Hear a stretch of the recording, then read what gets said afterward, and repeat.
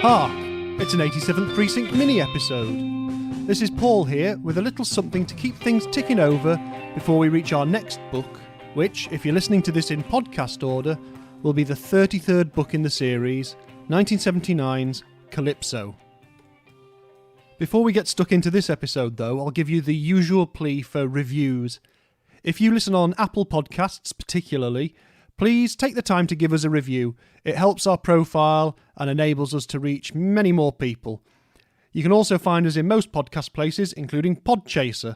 And if you feel impelled to contribute to the show financially, please visit ko-fi.com, ko-fi.com/hark87podcast and buy us a digital coffee. And that'll help us to meet the few costs that we have for running the project. So whilst I was thinking about what to do for this episode, I put out a little call for suggestions on our Twitter feed, which is twitter.com/hark87podcast. And our friend Matthew Sullivan gave us a couple of good suggestions. And so what I'm going to run down for you is the history of Evan Hunter's various pseudonyms. I've got some interview extracts from the man himself to drop in here and there. And some of this is extracted from the research I've been doing for the 87th Precinct book I'm trying to write at the moment. So let's go back to the beginning. Slip on your time trousers and set the temporal controls for 15th of October 1926 and the spatial coordinates for East 120th Street, New York, Italian Harlem.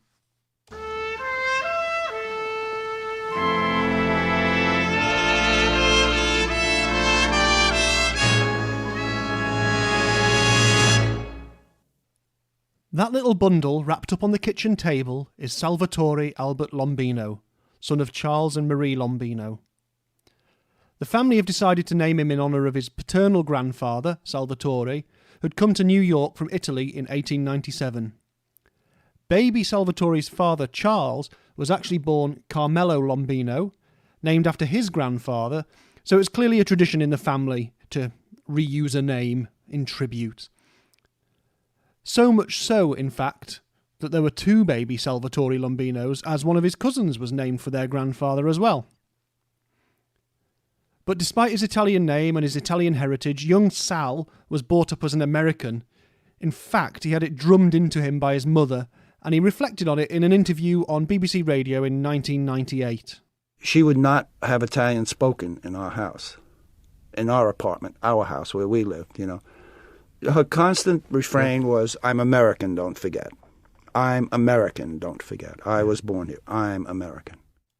But he grew up as Sal Lombino and was subject to the various prejudices and attitudes towards people of Italian heritage, presumably some overt name-calling, but more obviously, he just felt a sense that his name and background made him stand out when he didn't want to, or need to, even though Sal Lombino was hardly the most ostentatiously Italian of Italian names.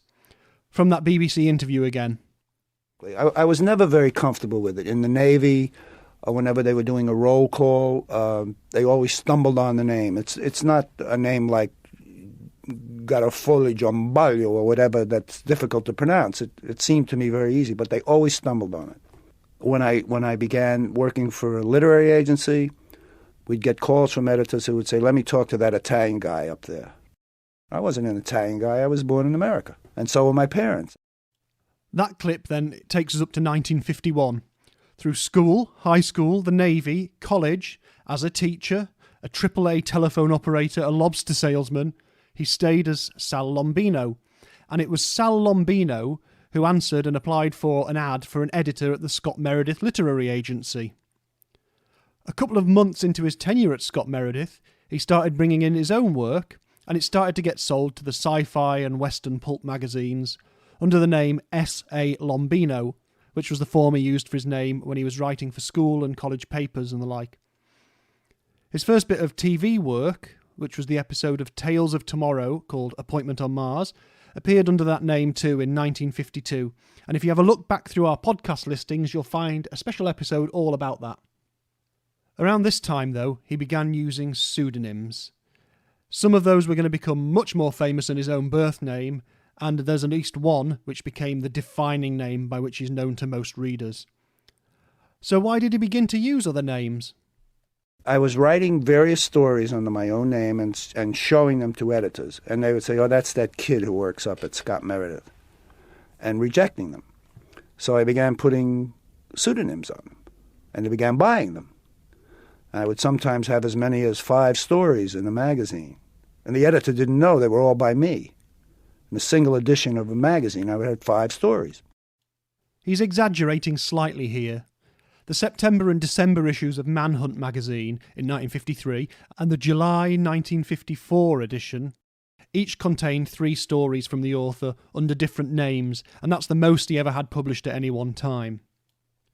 Pseudonyms are really handy if you try to sell stories to different magazines in different styles. Some author names just seem to suit a Western better than a sci-fi story, say, or better than a crime fiction story. So let's get on to pseudonym number 1.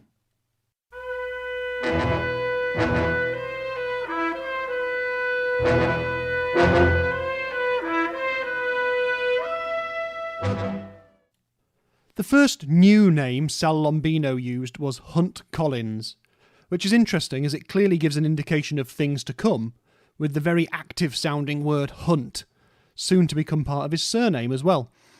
Under the Collins name, he produced 2 novels and over 20 short stories between 1951 and 1967, and they're in a wide variety of styles.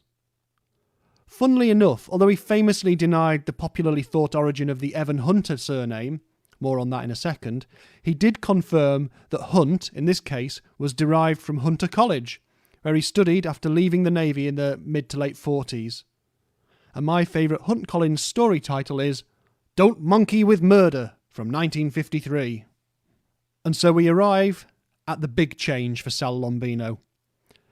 The name Evan Hunter first appeared on the 1952 children's book Find the Feathered Serpent. We recently did an episode about that as well.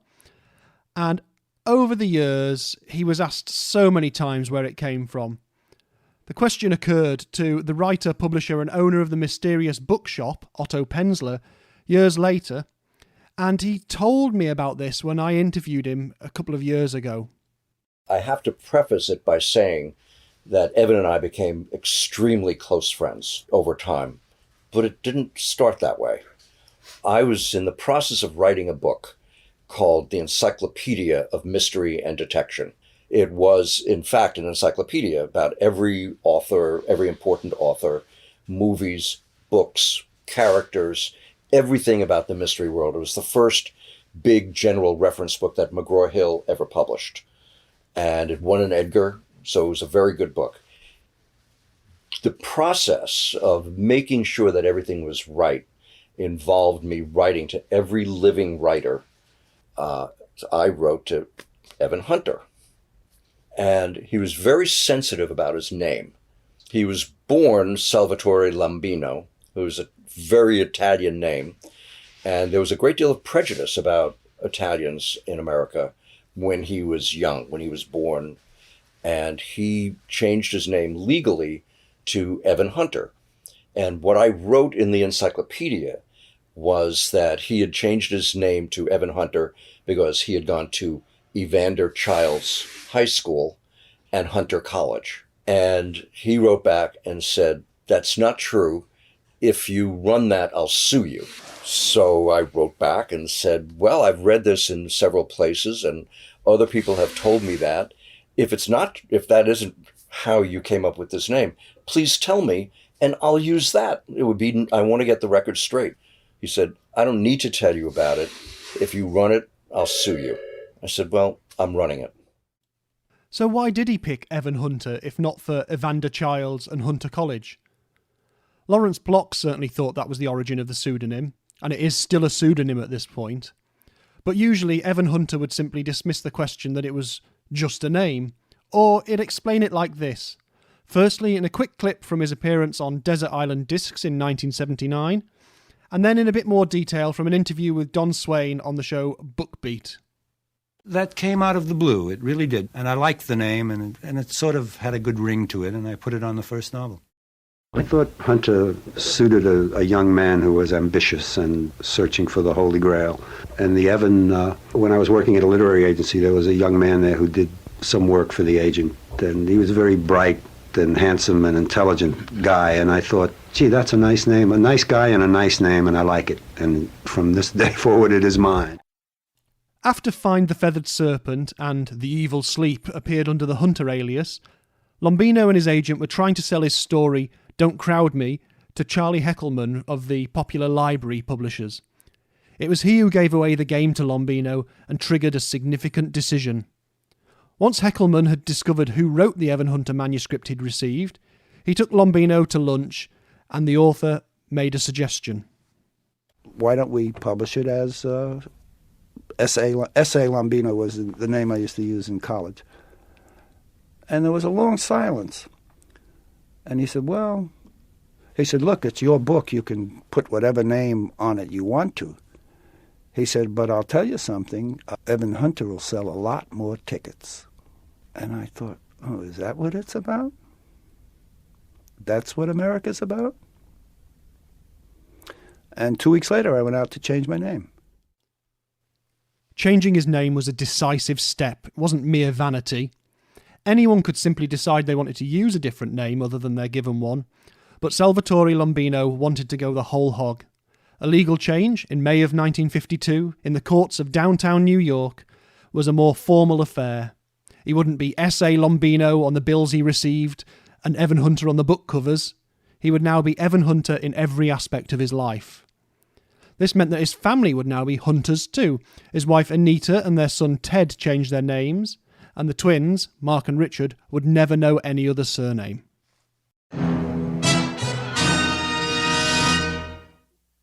The next link in the pseudonym chain is Richard Marston, which appears in 1953 and is used on 30 short stories and novels. It was effectively retired in 1959 with the novel Big Man, appearing only once more on a story in the 60s. But according to the McBain brief, the name came from an amalgam of his sons' names, Richard, Mark and Ted. Next we have a one-shot deal, D.A. Adams, which was used for the story Forest of the Night in the March 1953 edition of Amazing Stories. The opening line is, Greg Nugent leaned on the bar in the Space Club, which tells you all you need to know about that story.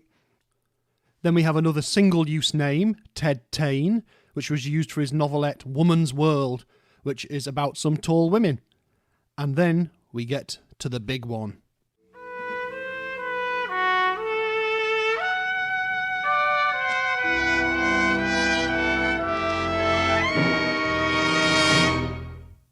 In 1956, a new name entered the equation, Ed McBain.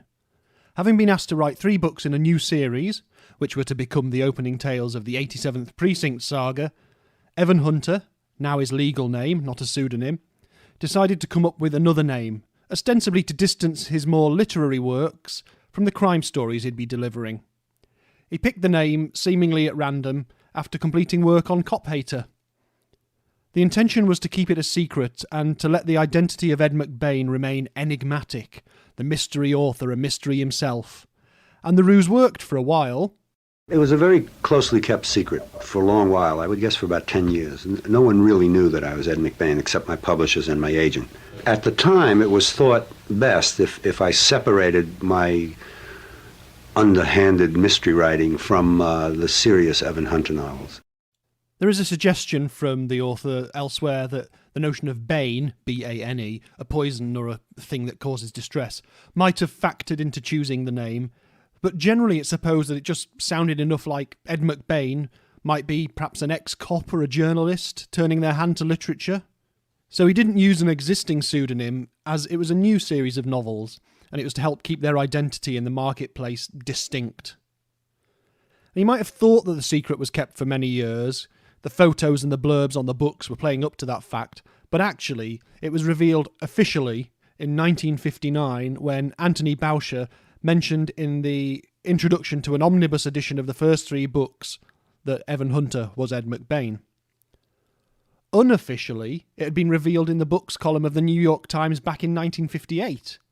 And, if you search hard enough, you'll even find a reference to the adaptations of the first 2 books, as movies, in Variety, which revealed, in a totally garbled and back-to-front way, that, quote, Ed McBain now calls himself Evans Hunter, End quote.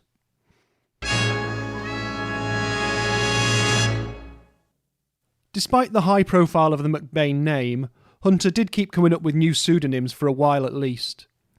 Kurt Cannon was the name he used when his Private Eye character from 1958, Matt Cordell, was renamed so that the author and protagonist were apparently one and the same. Then we have John Abbott, happily spelled with 2 B's and 2 T's, like my name is, which was used for a sequence of short stories in Ellery Queen's Mystery magazine between 1969 and 1981, before it vanished, only to reappear as a one-off used for the novel Scimitar in 1992. The next one was Ezra Hannon, which was used once for the 1975 novel Doors, although it was also used as a character name by Stephen King in his story The Night Flyer. And so, that's that. No more pseudonyms for Evan Hunter. Just a lifetime of being asked about what his name really was and why he changed it. I suppose the only other name-based question that he sometimes got asked was, were you Dean Hudson?